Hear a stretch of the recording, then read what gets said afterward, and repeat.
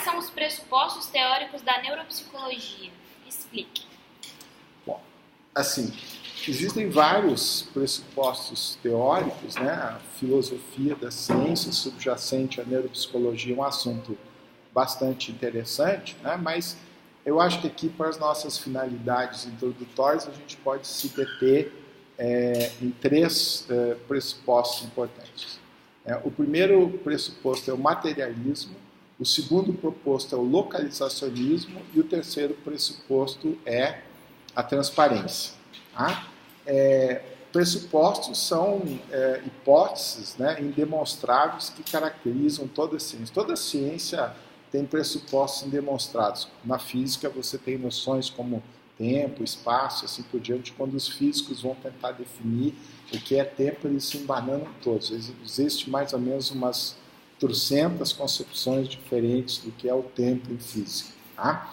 Bom, então, o primeiro pressuposto da neuropsicologia é o materialismo, tá? Ou o monismo psicofísico. Tá? Então, a ideia da neuropsicologia é que, do ponto de vista ontológico, ou seja, do ponto de vista da realidade metafísica, não existe diferença entre cérebro e mente.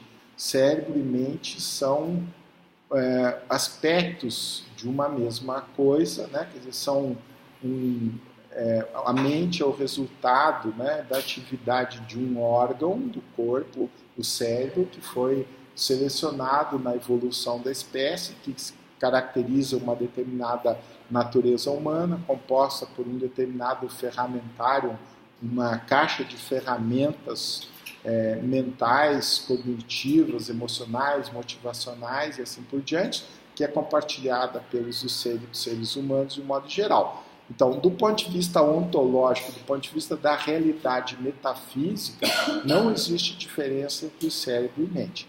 Os dois podem ser estudados, analisados como aspectos distintos desse mesmo construto, desse mesmo objeto. E aí, então, a gente fala do monismo ontológico e dualismo metodológico. Do ponto de vista epistemológico, metodológico, a gente pode estudar a mente na psicologia e o cérebro na neurociência, e na neuropsicologia a gente tenta estabelecer uma ponte entre uma coisa e outra. Tá? Segundo pressuposto. O segundo pressuposto é o pressuposto de localizacionismo. A ideia do localizacionismo é de que o cérebro-mente é uma entidade complexa, altamente dinâmica, que funciona em interação com o ambiente, mas que se compõe de uma série de subsistemas e se organiza de maneira hierárquica. E cada um desses subsistemas pode ser comprometido de uma maneira relativamente isolada por lesões ou disfunções cerebrais. É isso, então, que permite a gente fazer essas correlações anatomoclínicas. Se o indivíduo tem uma alteração específica do comportamento e outros aspectos do comportamento são preservados, né, isso significa que ele vai ter um sistema neural específico comprometido e os outros sistemas neurais vão ser relativamente preservados. É isso que se chama de localizacionismo. Então, na neuropsicologia a gente pode ter síndromes, né, que são relativamente mais amplas, globais, como a demência, que comprometem várias funções, e a gente pode ter quadros mais específicos, como a amnésia, a afasia, a praxia, que comprometem sistemas distintos. Na linguagem contemporânea cognitiva, a gente fala que o cérebro é organizado de maneira hierárquica e modular.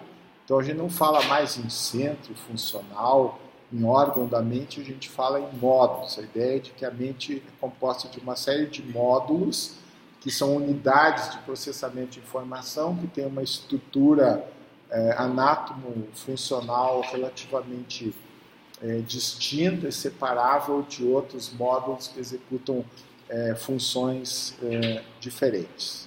Tá? O último pressuposto que nós vamos discutir é o pressuposto de transparência. Né?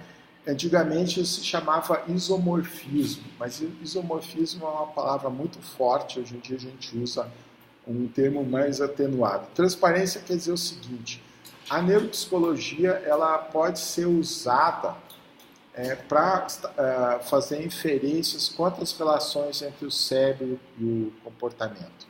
Então, basicamente, a transparência quer dizer o seguinte: o método anatomoclínico é válido, ou seja, quando você faz observações de processos psicológicos que estão comprometidos e processos psicológicos que estão preservados, você pode fazer essas inferências com uma certa margem de validade, uma certa margem de acerto.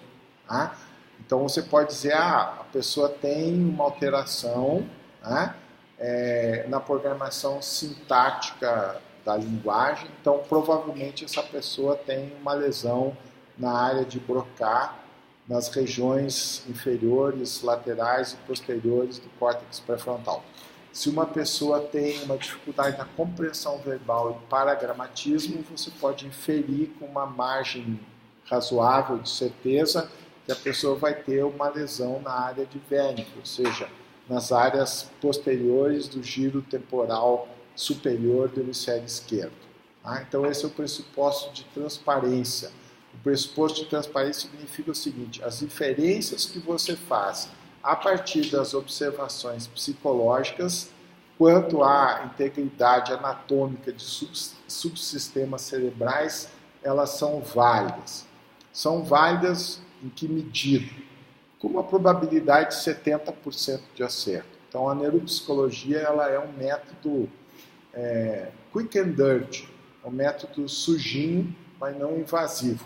Durante muitos anos, a neuropsicologia teve um papel heurístico importante, porque ela era o único método para estabelecer correlações de estrutura-função de maneira não invasiva.